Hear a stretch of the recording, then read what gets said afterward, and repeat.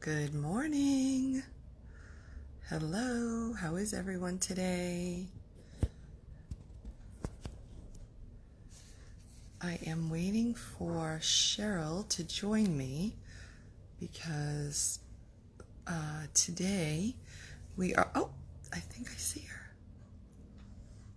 her. Today we're going to talk about food intolerances. Hold on. Oh, yep. There she is.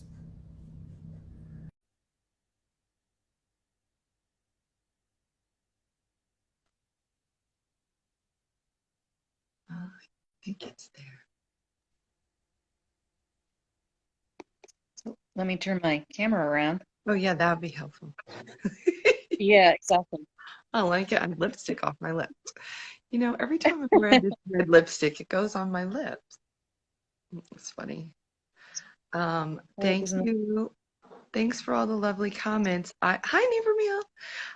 I am going to shut off commenting now so that we can focus. And if you have any questions, please add them in our, hi, please add them in our, the post afterwards. So, um, hello, how are you today? Good. Happy How are you doing? Tuesday, I guess it is. Time is flying way too fast, isn't it? I can't even keep track anymore. It's like, it I seems don't doubt it. I'm way all too busy. it's all the mundane, it's like one day blends into the next, and I'm just like, it feels like every day is a Saturday because there's just no rhyme or reason. Like it's just funny. I don't know. Anyway, how are you? Good, good. Yeah, the quarantine is really something. Everyone's stuck at home, so one day just seems like another, and they all Yeah, run together. yeah. I'm wondering how.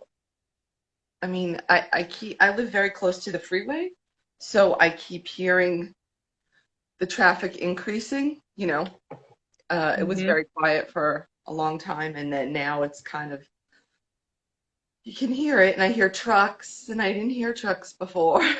It's like, well, wait, where were the trucks? Oh, right, I didn't hear that for a while. So anyway, it'll be interesting to see how it all,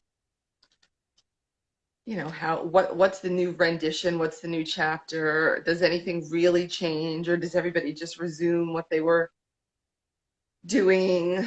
Um, I was thinking our mall opened last week. Um, on Tuesday, I guess on Monday it opened, and on Tuesday I went to the Macy's, which is there's a Macy's and a Bloomingdale's as the anchor stores, and just Macy's was open, so that was surprising because I thought the mall was open. But then on Wednesday, the whole mall opened, and it was like every other store was open, not on purpose probably, but it just seemed that way, and I thought, oh, last night, all of a sudden I thought, you know what? Are they going to actually keep the stores open like every day? Or is there going to be a day that they close it down? Like, remember when stores weren't open every day? Like, um, um, and I thought, I wonder if that will get implemented in any way, or are there going to be any kind of shortened, like in all of this, is there going to be any improvement in quality of life, you know, or is everybody just go back to go run on the treadmill at, you know, high pace that everybody was at, you know? I don't know. It was an interesting thought. I haven't really heard anything, and I've actually not been involved with the news at all, so I don't even know what's happening. I had heard some of the schools are talking about having classes only 3 days a week. Yeah. And for some reason, one day they would have all the kids together on that first day, which kind of doesn't make any sense to me. Right. And then another day, only half the kids are in, and then the third day, the other half of the kids are in. So that's kind of wild. Yeah, I don't know. And then, yeah, friend's kid is going to go to college for the first time. They're going to start Labor Day, which is a little later than they normally do. And they're not going to have any breaks whatsoever until Thanksgiving. And then they come home until like mid-January. And then they go back again. And so, that's not a typical away at college experience. And so Right. the daughter is already having a fit like, what? I'm going to leave here for 90 days and then come back for 60? What? Like, it's just funny. Um, okay, so today we're talking about food intolerances. And the reason why we're talking about food intolerances today is because it's a big deal. I personally believe it's a big deal for everyone, but I do too. I mean, I do not think it is, obviously we're talking about it as in relation to lipedema. Both Cheryl and I have lipedema, and this is Lipedema Awareness Month, so that's why we're talking about it right now. But so I was thrilled because I was at the Fat Disorders Research Society convention last year when Cheryl came and gave a presentation, and I was thrilled because it has always been something that I have struggled with and have felt is a really big piece in my puzzle. Um, whether I always listen to it or not is a whole separate story because, I want it to be different. But for many years, had a wheat intolerance. I also have a son who has a gazillion food allergies, so I know the importance of that. And so we were a gluten-free family for a good 7 years. Like, not, I mean, there was never, we're talking like perfection, like never anything passed our palate unless it was, like we were out somewhere and we just didn't know that perhaps there was something, in it that we didn't Mhm. know. But Right. so anyway, so it was a subject that I'm familiar with and is kind of near and dear to my heart because of those allergies. And I felt in our community especially that it's important. I think that there's always the recommendation uh, that you're likely better off without any gluten um, in your diet as far as lipedema goes. There are many different versions of ways of eating that people follow and that people have success with. But I think that there's an overarching commonality of, like even if you're vegan, you whatever grains you have in your diet should be gluten free. I think that's pretty much still an overarching thing, and so um, I felt like that is a missing link for a lot of people. And so anyway, it's just, I thought it was important to talk about. So let me just say that Cheryl runs is the admin for hold on, wait a minute, I'll tell you the exact name because it's long.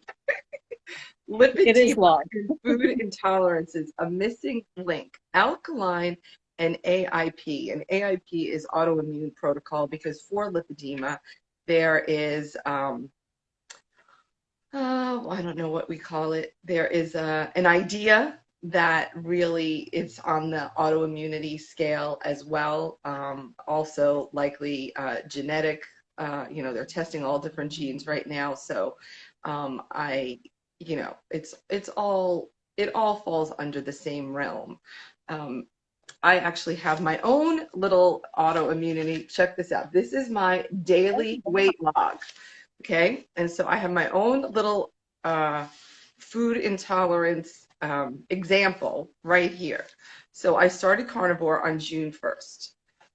In the first 4 days, I lost 7 pounds. Then, now, Nice. that's all inflammation. So, okay, great. We know that that's what we wanted. And then I lost another uh, 2 pounds, like 1.5 pounds over the next 5 days. But that was after I was already up like 2 pounds one day, 1 pound another, whatever. So on June 9th, I weighed the lowest. So that was what, 8 pounds lost? A little more than 8 pounds, 8.5 pounds.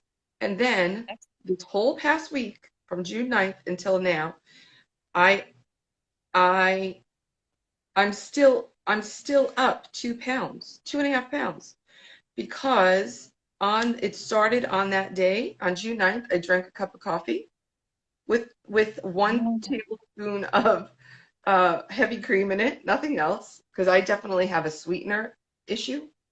Um, Nothing else. And so the next day I had already gained a pound. And coffee is not good for me because coffee can be considered, depending on your body, to be uh, counterindicated for somebody who has a gluten sensitivity because mhm. the body thinks of it as gluten, and it also has a lot of mold properties, and I happen to be allergic to mold, so it all makes sense. But I really wanted it, and I That's had what it. it's- And So then it could be the seed property too. it has Since what? it's a since it's a seed, it could be that your body's rejecting it because it's a seed as well. Right. But it could Then, be either the coffee or it could be the dairy. Even that 1 tablespoon of dairy could have been an issue. so because I had the dairy up until the point where I lost the 8 pounds, I don't Yep. consider. I think that cheese dairy is an issue because I think it gets the salt component in it because I think I have some salt sensitivity too. But I have considered if I have a pork sensitivity also, because the Yep. second that I eat pork rinds or bacon, my scale goes wacko. Now, is it the salt portion, is it the pork portion, or is it both? So one day I did another whammy where I had bacon and sausage, and then later had pork rinds. So that was like a day. And of course, the scale jumped again. So I'm like, oh my Lord, you got to be kidding me. So I even started drinking, I don't know if you've had this, but I've started drinking this dandelion tea, Mhm. and it has many of the things like burdock root and lots of things in it that Dr. Karen Herbst, who's our guru here in the U.S., well, I think worldwide, but in any case, things that she recommends for lipedema women to take. So that should be like detoxing. And I just literally said yesterday, it hasn't really, I haven't felt anything from it.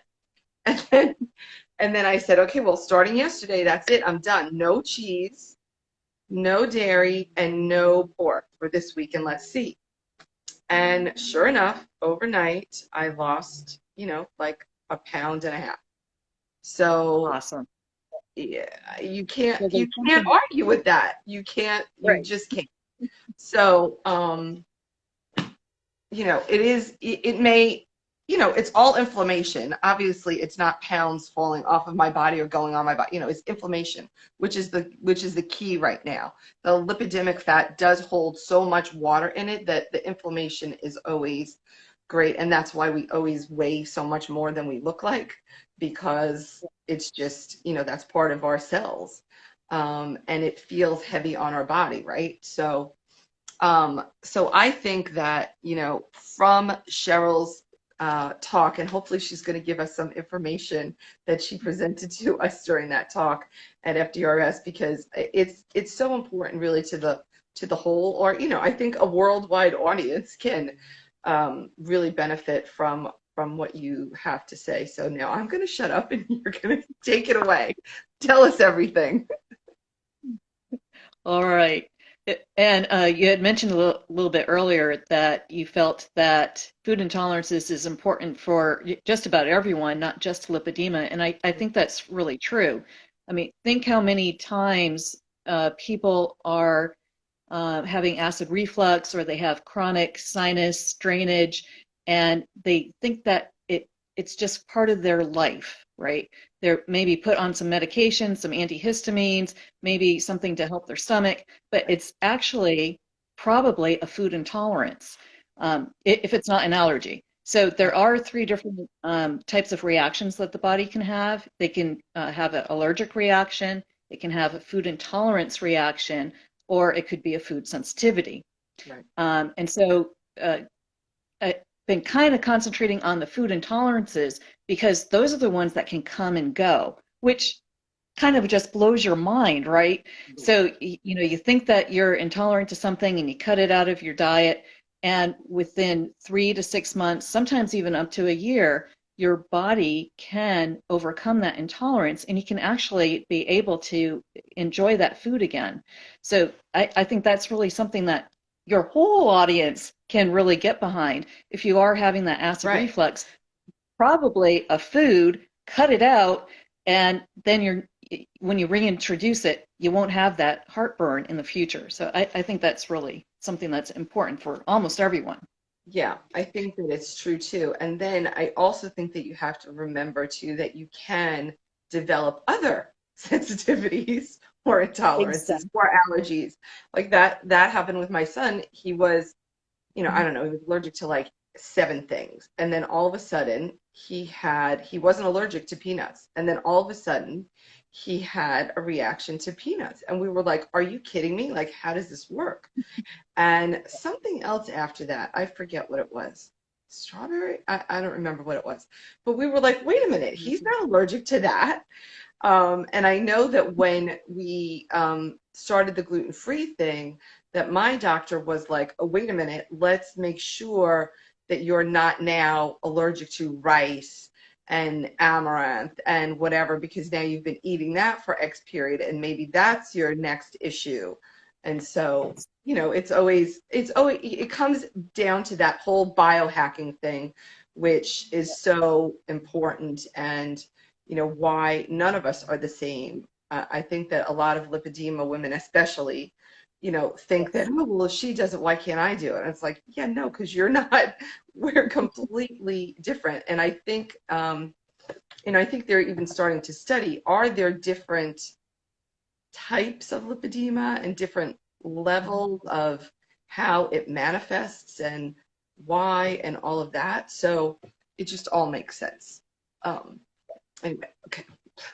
Yeah, I think that's really true. I know for myself, after I did the presentation back in 2019, I had my list of intolerances and I was watching those really carefully. And, about maybe 3 months after that, started having some issues again. Couldn't figure it out, couldn't figure it out. I've been recently trying some hair intolerance tests Uh-huh. just to try to get a baseline. Maybe it can catch some of those things that I can become intolerant to over time. And the test suggested almonds. And so I cut out almonds, and it just similar to what you experienced over the next number of days, my weight was steadily going down. I was like, yay, I found it. So it is extremely frustrating that they keep changing. It's Yeah. extremely frustrating that my intolerances aren't the same as yours, because wouldn't that be nice to have just a list to go by and Right. you just say, well, cut all these out and then you'll be fine. Yeah. And I also think what you were talking about with some of the root causes for lipedema, I think that's very true.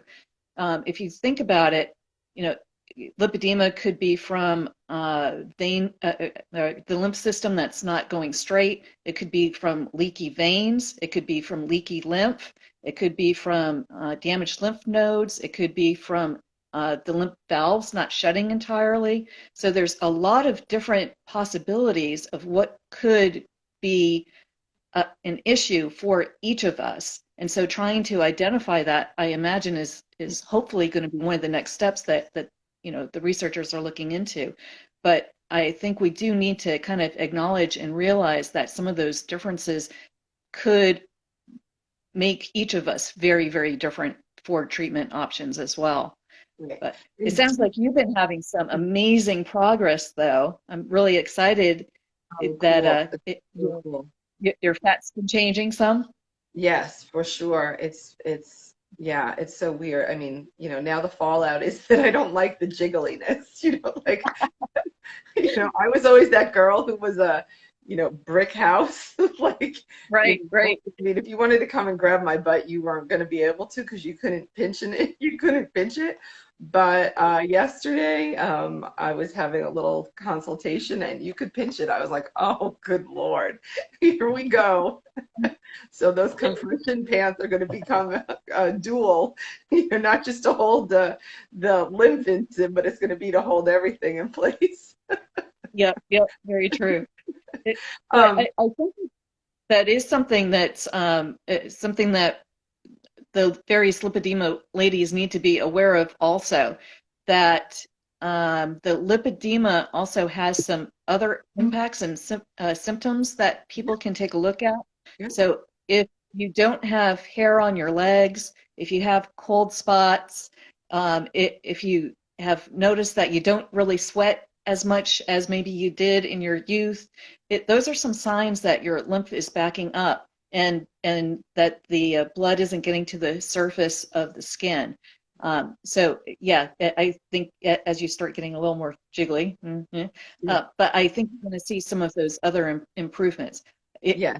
I was really excited not to have to shave my legs, Yeah. but then I kind of, went, yeah, maybe having the hair there is a sign of maybe a slightly better health. So, I have that in the lower half, like where trouser socks are. And so I always uh-huh. thought from wearing trouser socks, under my slacks and whatever.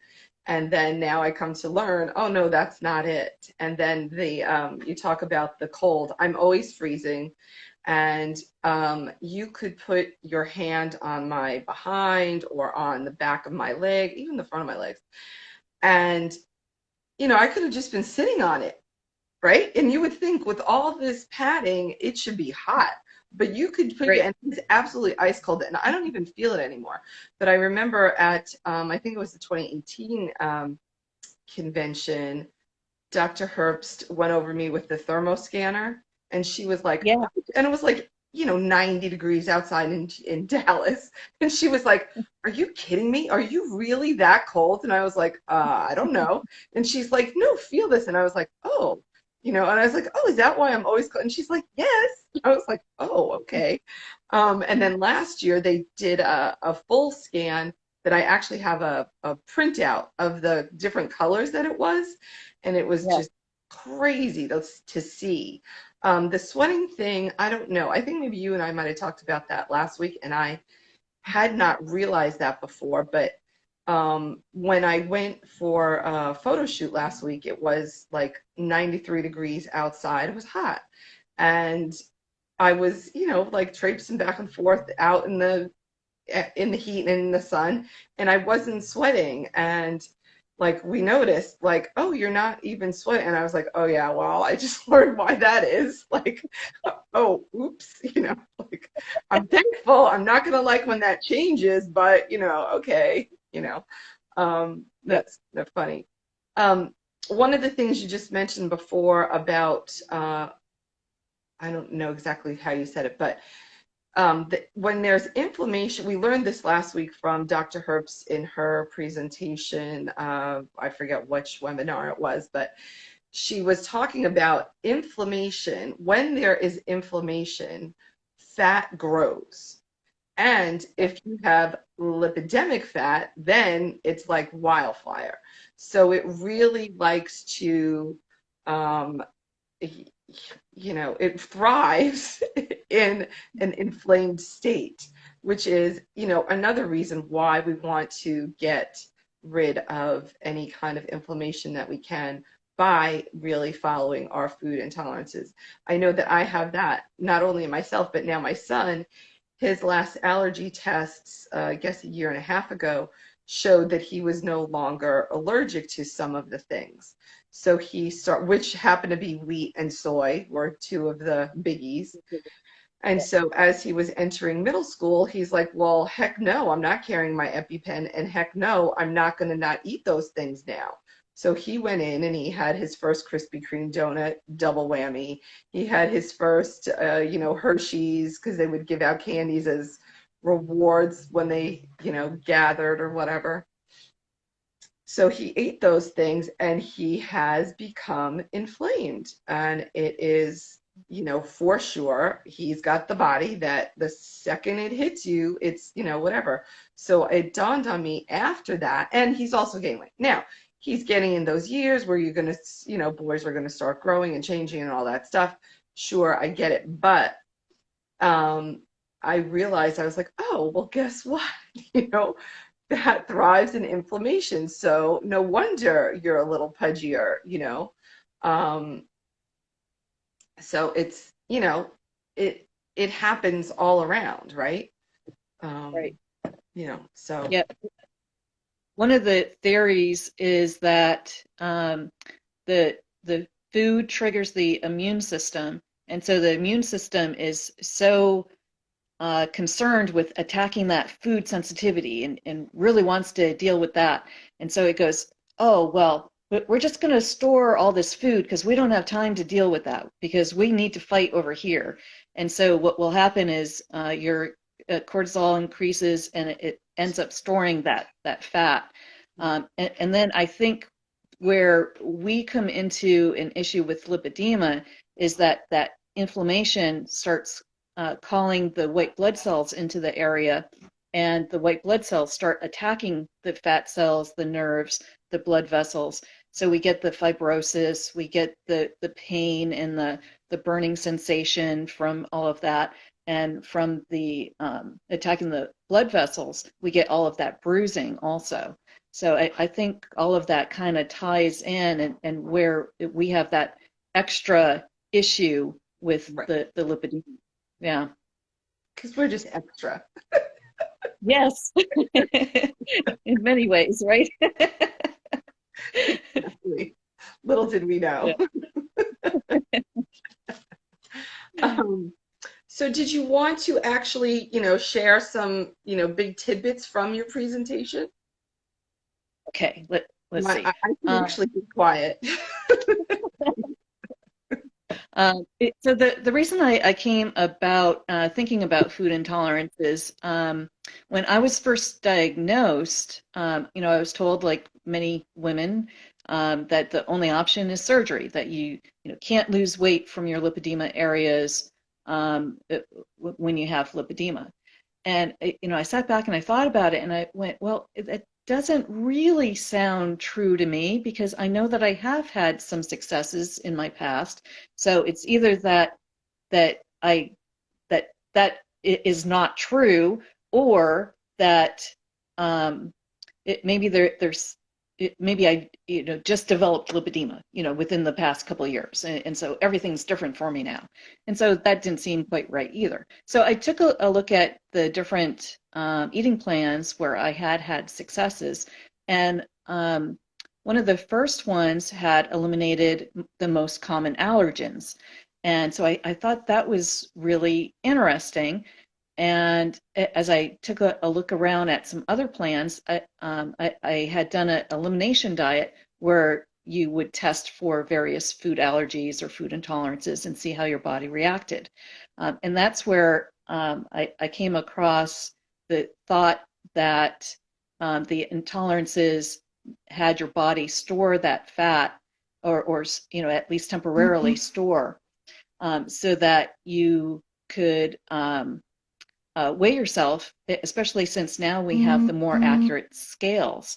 And so you can weigh yourself each morning and see whether um, uh, your weight has gone up, and that might indicate some type of intolerance. And so, as you've noticed, on those particular days where your weight has gone up, if you take a look at the things that you ate that particular day, and you're doing so great on a carnivore diet, so you have a kind of a limited menu as well, so that's really nice, right? You can kind of pinpoint what changed day to day, and perhaps what ties into that issue.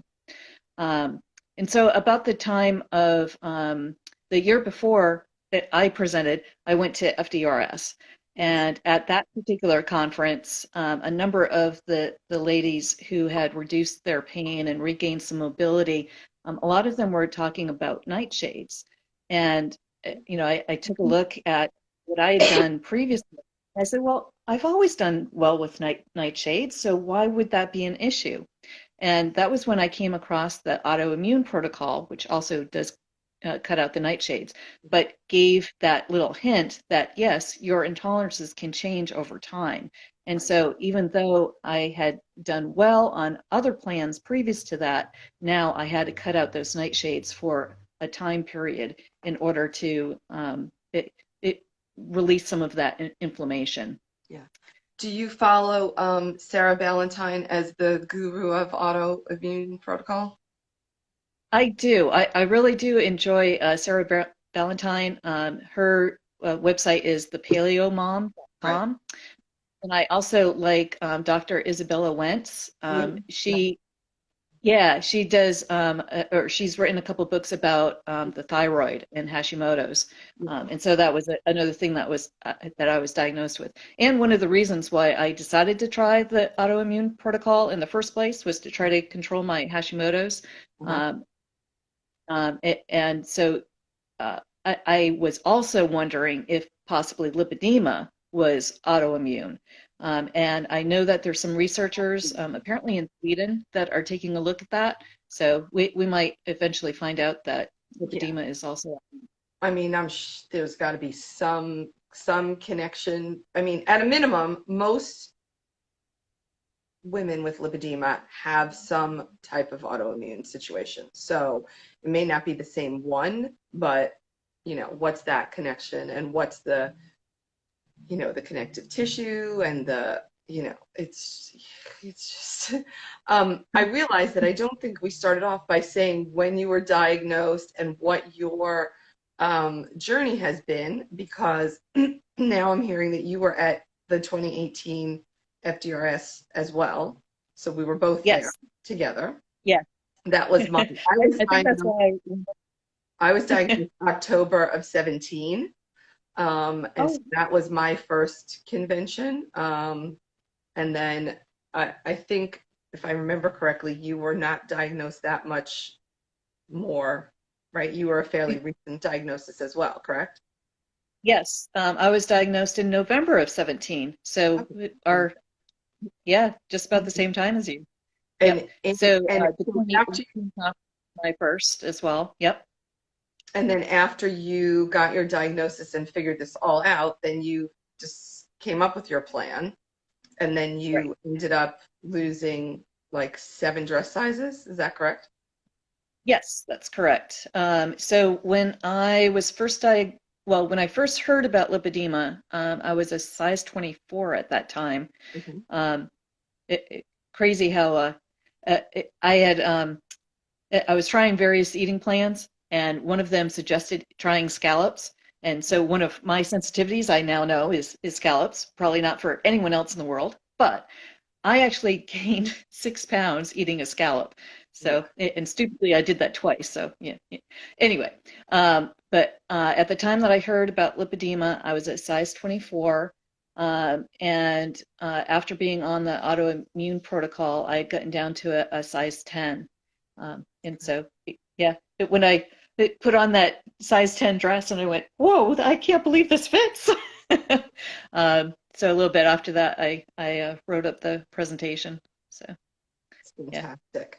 And for you, what things, I know it's different for everybody, but what did you find really worked for you? And were you also concerned with um keeping it to a caloric uh number as well? Or were you only concerned with what foods you ate or didn't eat? yeah. I'm really concentrating just on the foods that I can or can't eat. Hmm. I really do believe that the saying that calories don't matter with lipedema, I think that's very, very true. I mean, on the other hand, you don't want to eat, 10,000 calories. Right. We're not necessarily saying that, but I do see that there are so many women with lipedema who have restricted their calories, and I've done it plenty of times in the past as well. That I'll count up my calories and I'm eating 600 calories a day, and I'm going, that doesn't seem to be working. Yeah. Still gaining weight with 600 calories, just Yeah. amazing, right? Yeah. Um, it, so yeah, where was I?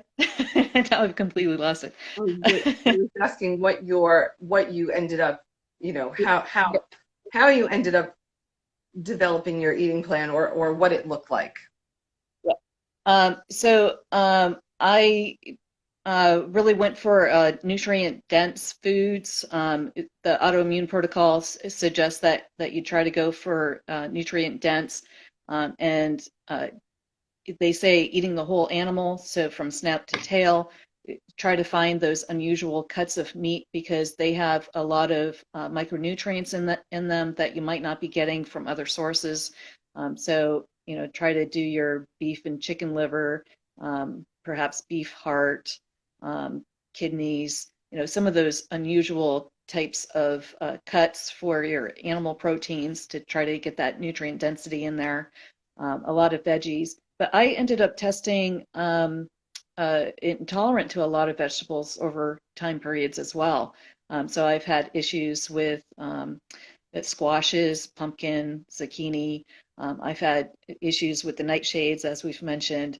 I've had issues with they call them goitrogens. Cruciferous vegetables like Broccoli, cabbage, cauliflower. Yep. So over time, all of these different things I've had issues with. So I try to, currently what I'm trying to do is take the hair intolerance test, kind of get the baseline of what it thinks that I'm having issues with. Of course, there might be some false positives and some false negatives in there, but start testing from there. And I try to do that more or less every 6 months. If I ended up having some type of cold or some type of flu, that might have been a triggering event. So I try to monitor that as well. And yeah, it's constantly changing though.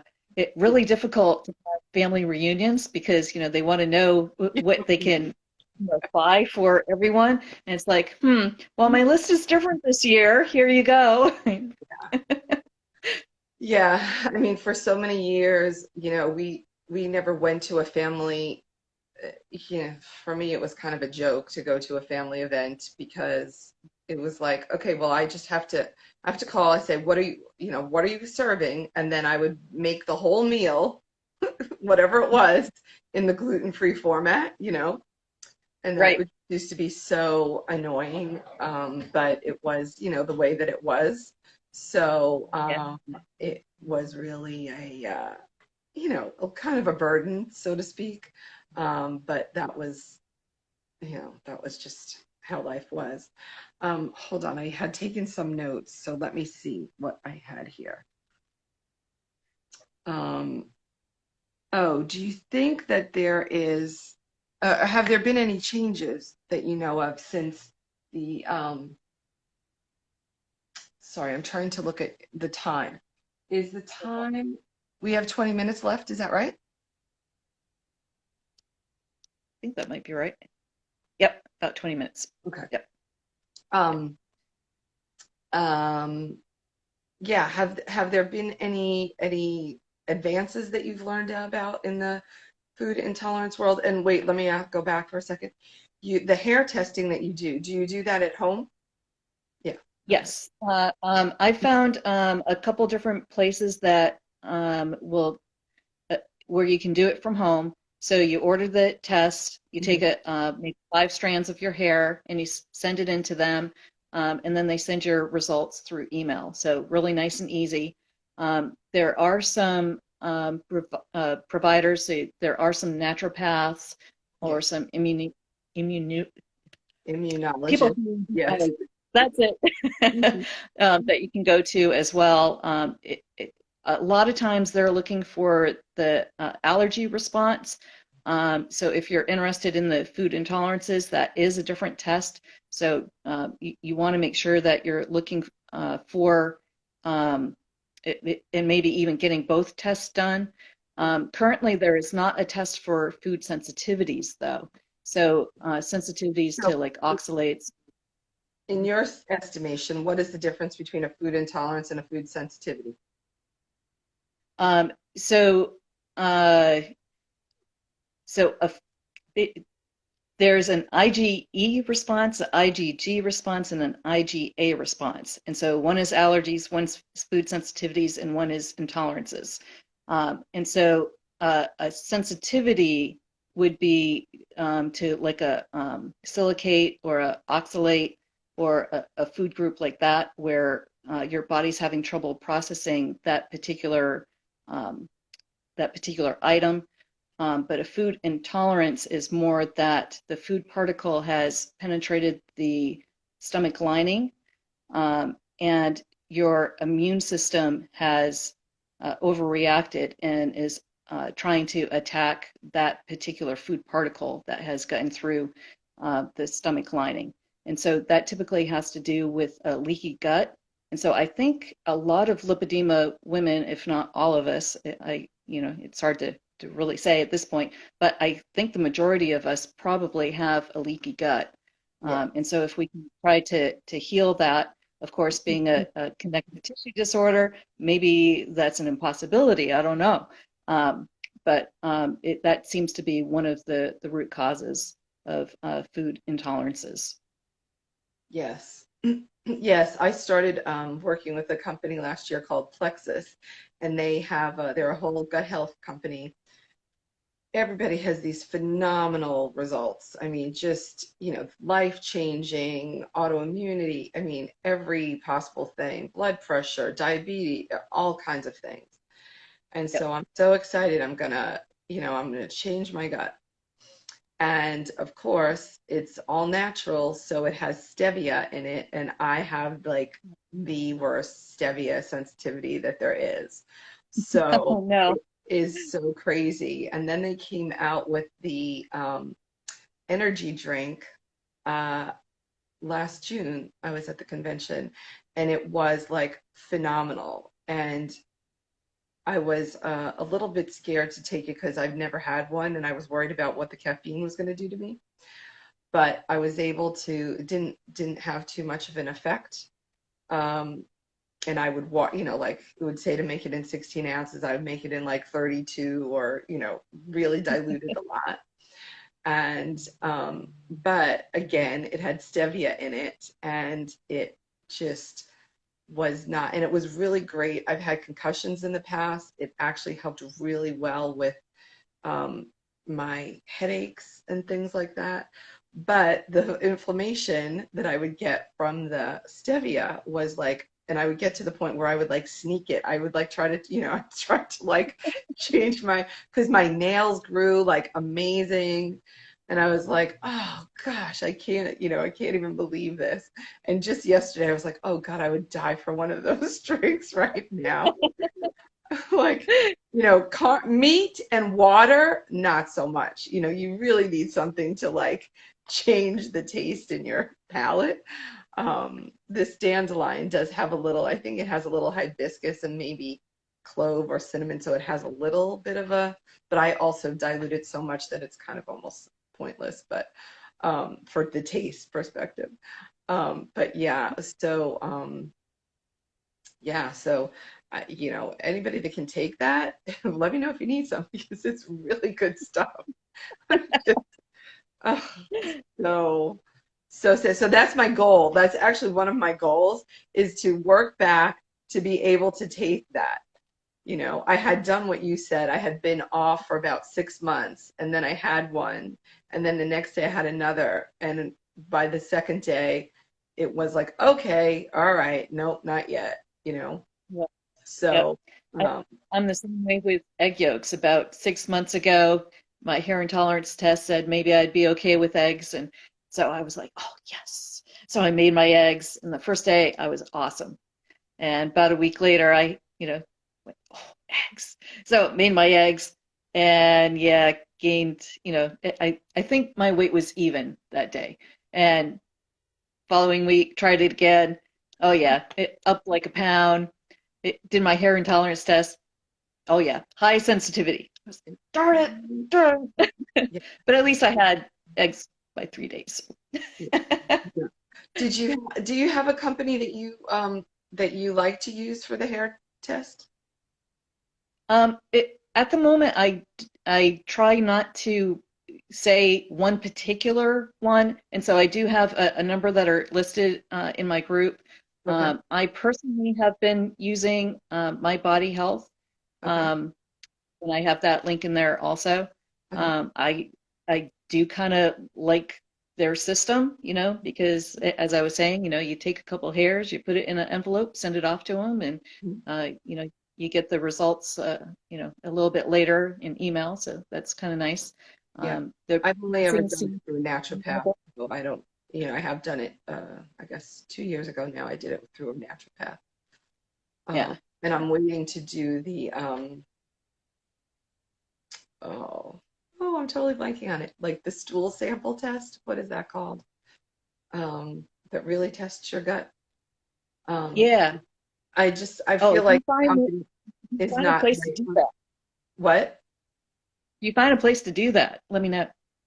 No, I'll let you know after. I don't know what the name of it is, but it's Yeah. was recommended through, one of my healthcare team. And so I have the kit that you do at home. But during this lockdown, I've been like, you know what, those labs are not running at full steam, and I don't want to mess with that. So I'm gonna wait a little while to take that. So because exactly this, his thing was like, well, guess what? You're eating eggs every day, and guess Yeah. what? Your body doesn't like eggs, so that's not going to do well. Like for instance, the uh the doctor himself, he's like, lemon water in the morning is phenomenal. It is an amazing thing for someone. Everybody should do it, except if you're like me, meaning himself, because I'm intolerant to lemons. So if I do that every morning, it's a hindrance. And I was just like, it's just so ridiculous that, that little tiny, you know, I mean, these little hacks I learned.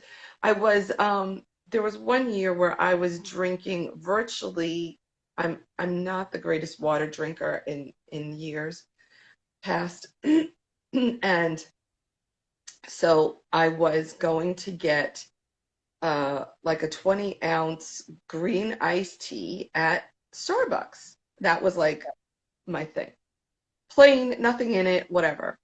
And so I go to I don't have thyroid issues, but I have the antibody. And so I go to the naturopath, and she's like, so, what do you have in your day, whatever. And I said, well, I typically drink green tea. And she's like, oh. And I was like, what? Like, she's like, you poor thing, you were trying to do something good, but green tea is actually counterintuitive to thyroid. And I was like, really? And she's like, yes. And I was like, oh gosh. But same thing. You think that you're doing something good, and you're, Yep. following the health rules, and no, okay, that doesn't work for your body. The other thing was when I went to her was when I guess that was when I found out about the gluten sensitivity. And I hadn't been on gluten for forever and a day. So I thought, except one protein bar that I had a day had barley malt in it. Little tiny, tiny protein bar. Not a big one, small as anything. And she's like, well, I don't know what you're eating, but I don't know what's in what you're eating, but you got gluten in there. And I was like, it can't be. And then I go and I find out, oh, barley malt. And she's like, oh, yep, that's it. That's the culprit. I was like, oh my gosh, that little tiny once a day, Yep. really? You're kidding me. Yeah. So just the It's incidental ingestion is really, nothing not to mess with. it's crazy the small amount that can trigger inflammation. I've known ladies who uh, made some water with mint in it, just to get that little bit of flavor, and just put a sprig of mint in and drink the water. And they said that they just blew up in incredible amounts. It's just amazing. So the way that I try to think of it, or try to explain it, is if you can think of a celiac that and that one minute grain of gluten causes them an issue. Right, And so they're really washing their plates and cleaning the whole counter, and because it's just that one little grain of gluten. And right, I think that for us, it's the same way, just with any other intolerance that we have. It's right, that tiny amount. One right. sesame seed or one sunflower seed for me can do Yeah. it. Um, It's that one egg yolk.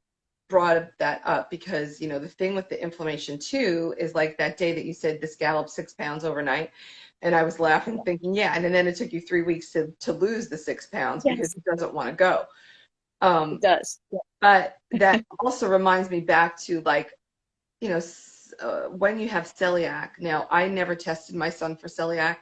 I just acted as if he had celiac. That was how we operated.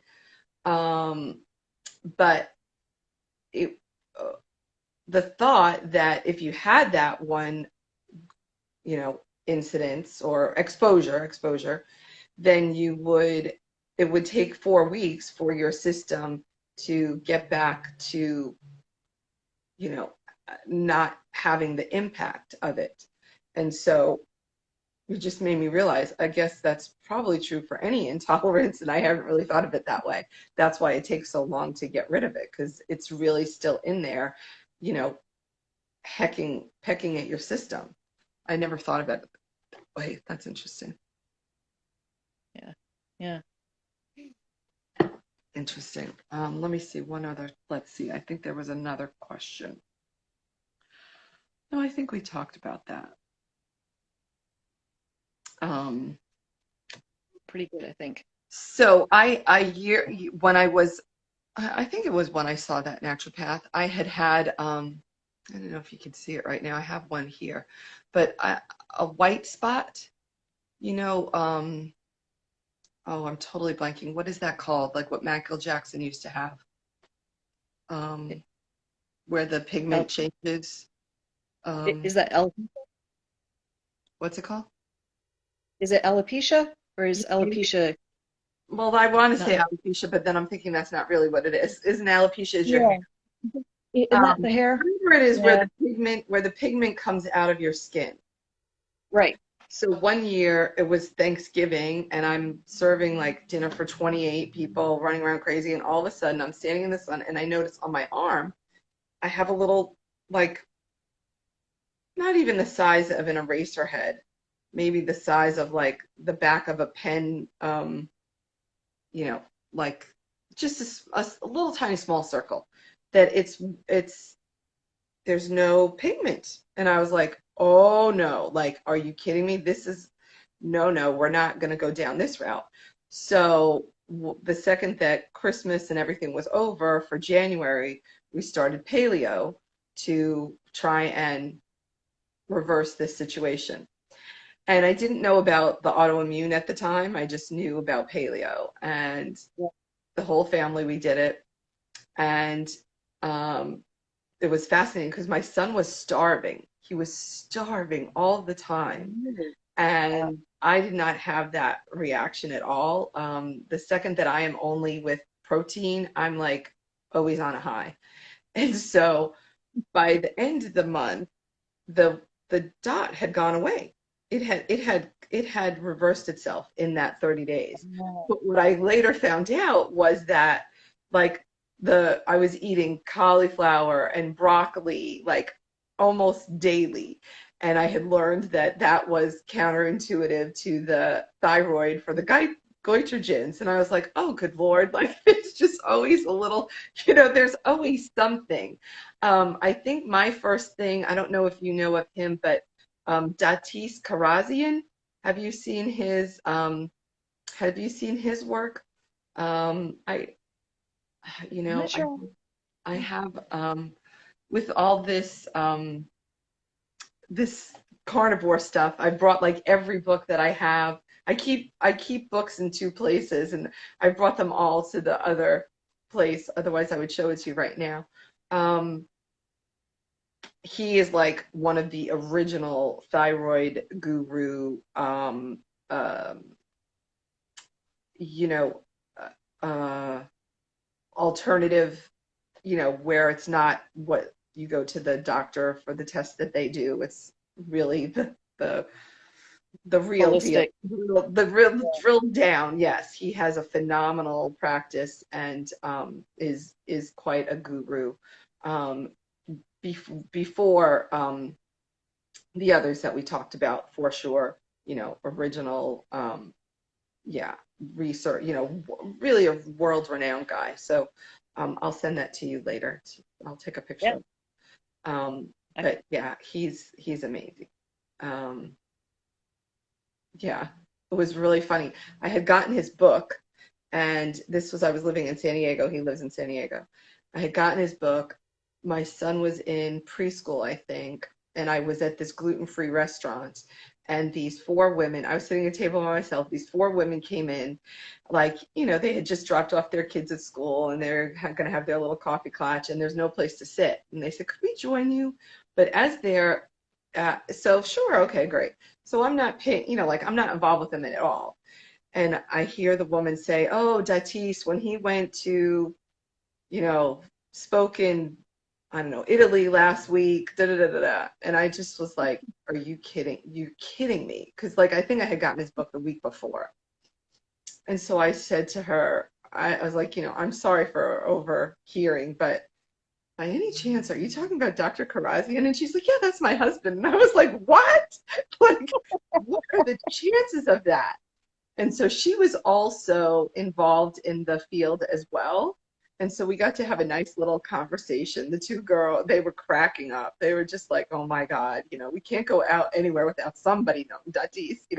I was just like, "Oh my God, that was so crazy." And I was dying to go and see him as a patient. But his schedule was such that he was so booked up that I probably would have never gotten to see him. And I would have seen one of his fellows or somebody like that. And I was like, yeah, yeah, no, I don't, I can read the book and I can implement what he says. So it's, talk about like here, like, let's just talk about biohacking for a minute, because how many stories do just you and I have about, what you're like, "Oh, when I tried that, plan, and I tried that plan, and I mean, it's just, the lives that we have had in trying to manage this condition that we didn't even know we had, Yeah. Yep. Exactly. you know? Um, it, I mean, I it, remember, going to Curves and going to Weight Watchers and following all of their plans to the T, and then you have the weigh-in, and they turn to you and they tell you, "Oh, well, you didn't follow the plan this week, did you?" right. And you're like, "What?" No, I did to Yeah, the dot. Like, exactly. I think I said yeah, this before. When I was pregnant with my son, I mean, I was like exact to the T. I had a half a cup of cottage cheese for breakfast. I had 7 almonds for my snack in the morning. I had like lettuce and chicken for lunch. I had a cheese stick for my 4 o'clock snack, and then whatever protein I had for dinner. And maybe I had a protein hot chocolate at night to finish off the day. I mean, this was like there was no whatever. And I remember I had a perinatologist, and we're going to be ending. And his fellow came, and she was like, "Listen, you don't. What do you eat?" And I told her 7 almonds for snacks, 7 almonds. She's like, "You don't eat 7 almonds." And I was like, "Oh no, yes I do." And she's like, "Yeah, no, it's not possible." And I was like, "Yeah, it is." yeah. Okay, on that note, thank you so much, Cheryl. I really enjoyed our conversation. I hope everybody got something out of it. Please leave us comments. If I can get this to end without it killing us, we will post it. And thank you so much. And leave us any questions if you have them. And have a great day, everyone. Thanks, Thanks Cheryl. so much. Okay, Thank bye. you. Bye-bye.